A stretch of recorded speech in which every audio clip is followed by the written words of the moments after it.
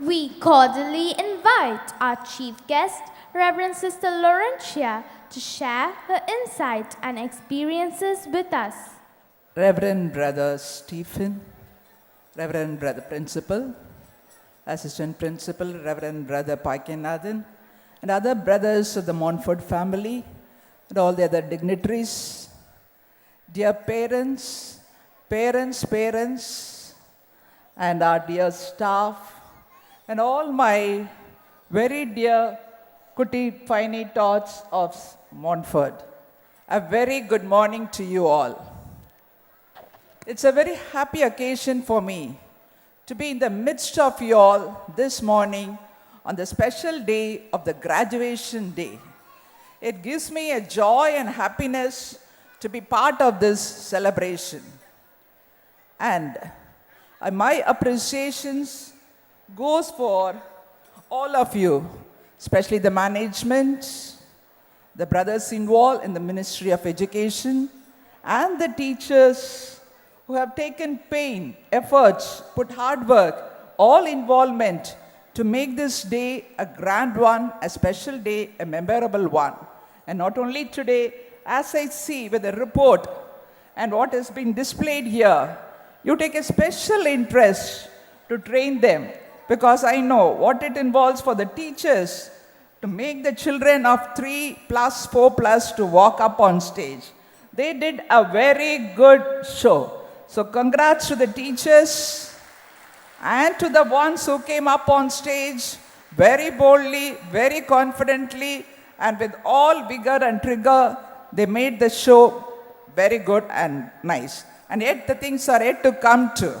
So let us all stand up and give a great ovation, clap for all the teachers and the students who made the day very good, very pleasant, and yet is to come.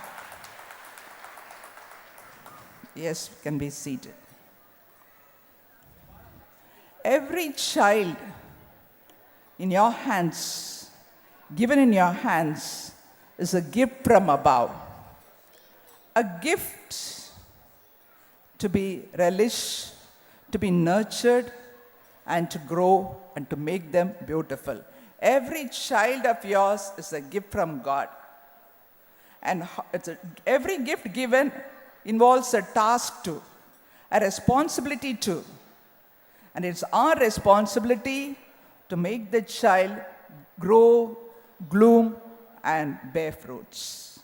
Fruits of all talents, all gifts, and to be a good citizen of the future world, a good citizen to the society, and to be a child of God. And everybody has a part to roll.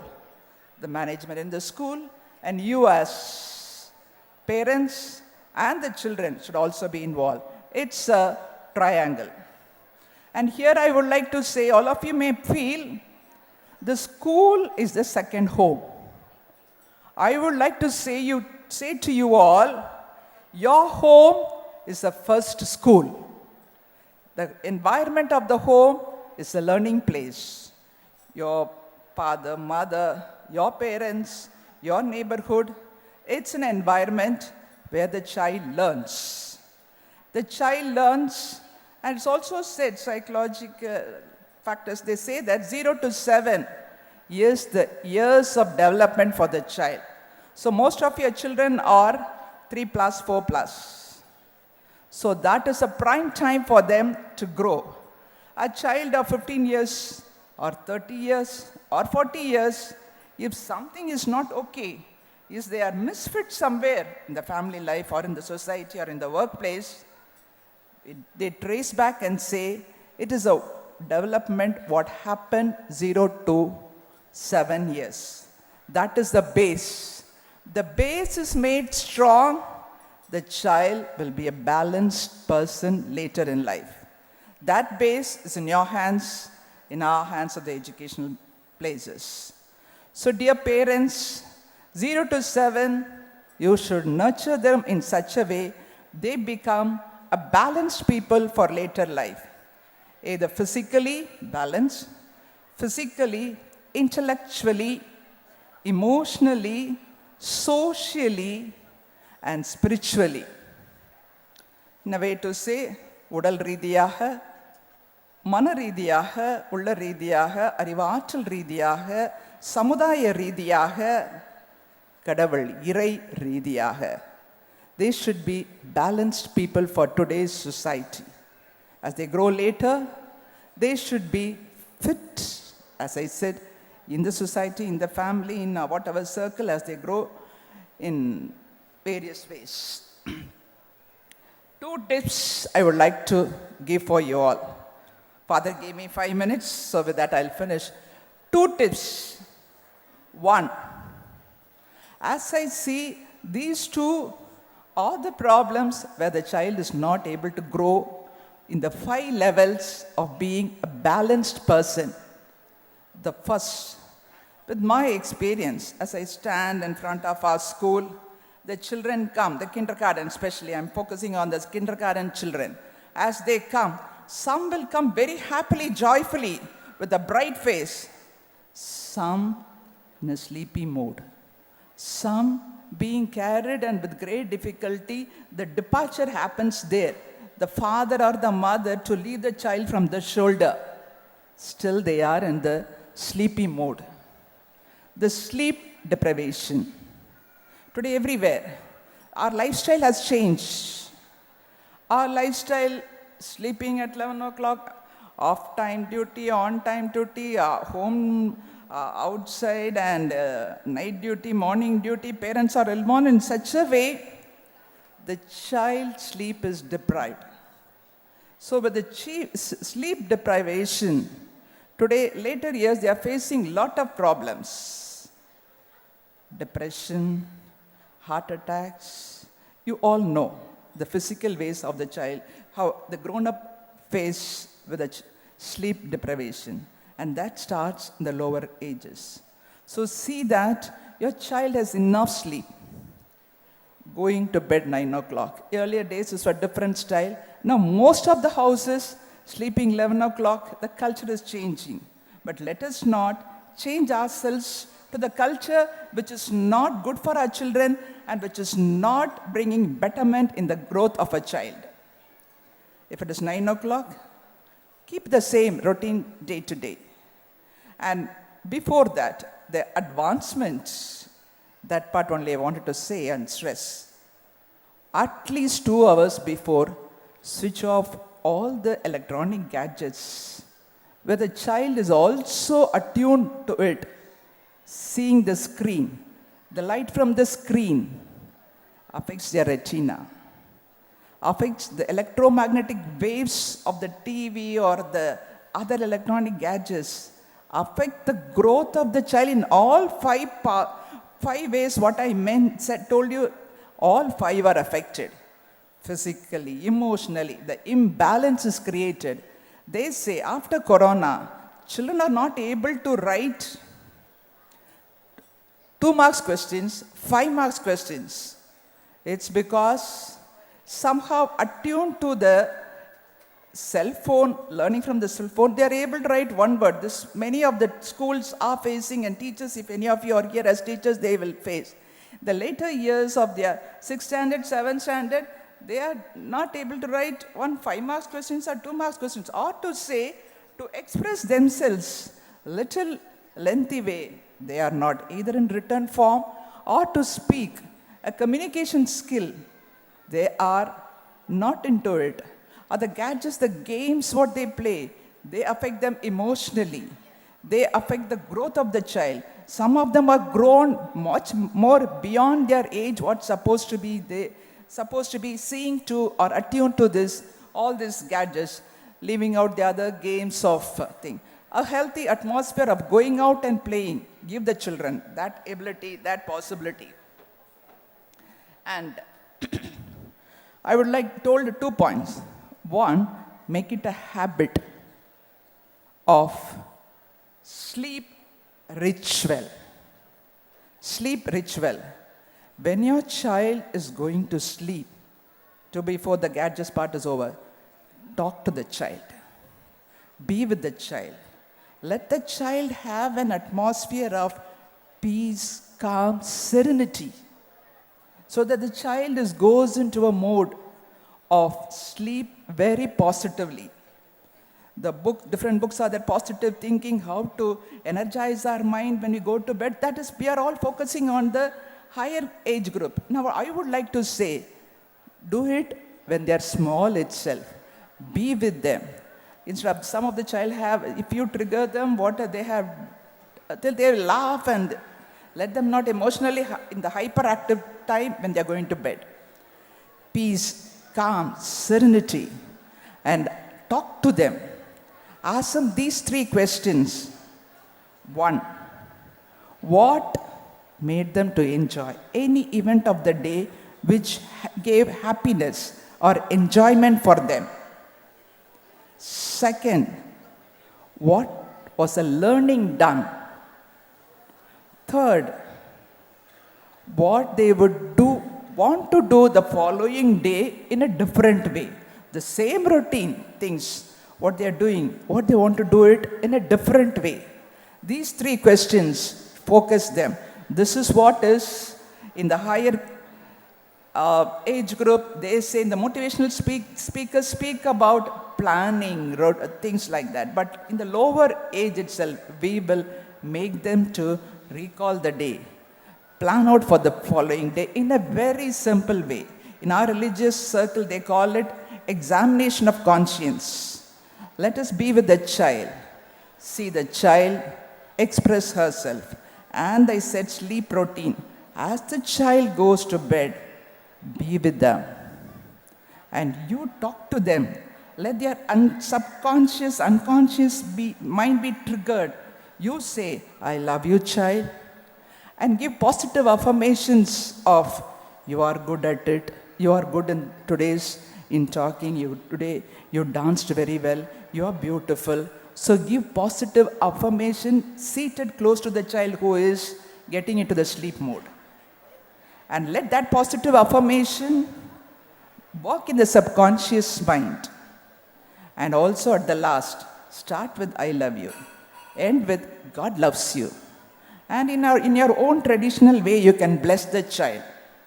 We as Christians can put cross over their head. Or you can kiss them, you can hug them and make them to go sleep. The following day, surely the child will be energized. With all positivity, the child will move about, go about, and that itself an unconscious process of making a child balanced in all possible ways of physical, mental, emotional, and psychological way. It's a balanced growth process happening in the child. That is one of sleep routine I said. The second routine second ritual I would like to say is the connectivity ritual. The connectivity which will also allow a child to grow beautifully in all 5 possible ways. That is to say, we say, spend time with your child, spend time. Yeah, spending time, one act, work with the child. Either doing small activity, of in the kitchen or in the house or their homeworks or storytelling. You can design your own activity to be involved with the child. Every day make it possible to talk to the child. Let the child speak. You listen to them. Listening. The child may speak anything, but listening to in their level. You don't force your ideas as a mature ideas. Listen to them. The children want today to be listened to. So listen to them and observe them. Observe them beyond their body language, beyond their verbal communication, beyond their verbal and non-verbal communication. Observe them. Think what's happening into that child. Accordingly, journey along with the child. And it also make the child to become self-efficient as they do some activity. As I said, let them make mistake. Let them do it. You don't force them to do what you want. Let them do, let them learn in that activity and come out. The problem solving, the creativity, all that can be developed when you are journeying, walking with the child every day with small activity. And also appreciate them, encourage them. what they have done, whether it is right, good or bad, right or wrong, encourage them. Encourage them positively. The beginning stages of 3 plus, 4 plus, let your encouragement be positive. What we expect them, don't force too much. Let it come, emerge, grow beautifully. Sometimes, one example I would like to say, sometimes if you have, instead of using so many words and correcting a child, just a look, a constant look, the child, if she or he has made a mistake, will naturally cry loudly and come close to you and hug you. If you are using words, too much words, the child will like to move away. So correct them in such a way, the child, you are providing a ground, a field for them to grow beautifully. And it's also right to say no to them. Always yes won't work out. Say no to them. No when it is supposed to be said. Many times saying no also, you are making the child to grow for later years.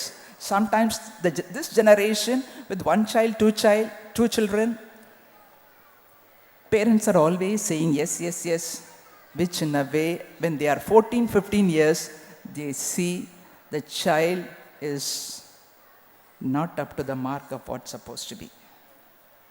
Her many times giving yes, yes by the parents affects the growth. In the younger age itself, the growth process is curtailed. The growth process is blocked. That child grows in different line, which you may realize it when they are 14, 15 years. So saying no in many times is helping out in their process. And so with these two routines, two rituals, take it as a ritual for our child what we do. The sleep ritual, the connectivity ritual. These two in a way doing will make the child bloom in physically, intellectually, emotional balance, physical balance, intellectual balance, emotional balance, social also. When you are interact with the child, speak to them to have compassion. In any activity based or ordinary times, speak to them to be compassion to the world around, whether it is animal, plants, your neighbors, for them to grow with compassion, generosity. Teach them so that they will be fit for society, in the world outside, in corporate, they call it as a team spirit. All that, I term it as social movement, social way, how they involve themselves to have a compassion towards the world around them, teach them. So the fourth concept. And with spiritual, if you, as you go to bed, you bless them, morning also you pray with them, you, either it is God of your own religion or the superpower, get the child connected with that superpower which we called as God, and allow the child to grow beautifully with the spiritual balance. So all these 5 balances, if we do, the child will grow beautifully. And the best and the good parenting formula, parenting spirit is, we want a child however they are, let us do that. Let us be the model for them. Let us be the motivational factor for them. That is the best parenting principle. The best parenting principle is what we are, the child consciously, unconsciously follows and takes it. If we want a child to be on time to school, let us be on time with other activities. Come, leave the child on time in the school. If we want the child to get up early morning, we get up. If we want the child not to see the cell phone or glued to the cell phone, let us also avoid it. This is simple matters I'm saying. In all possible ways, The best parenting principle is we be a model, a motivational source for our children of today. So, with a biblical word, I conclude. Psalm 25, verse 4 and 5. This is from the Bible, book of Psalms. I'm placing the biblical word and praying for all of us, all of you who are here. Show me your ways, Lord. Teach me your paths. Guide me in your truth and teach me, for you are God, my Savior, and my hope is in you all day long. God bless you all, and may our children grow beautifully, physically, mentally, emotionally, socially, spiritually, with the divine grace and with you who hold the responsibility of bringing the child, the gift of God, to make it a gift to the world around. God bless you all. Thank you, dear Reverend Sister, for adding immense value to our gathering today. We will cherish your words of wisdom and enriching speech. Thank you once again.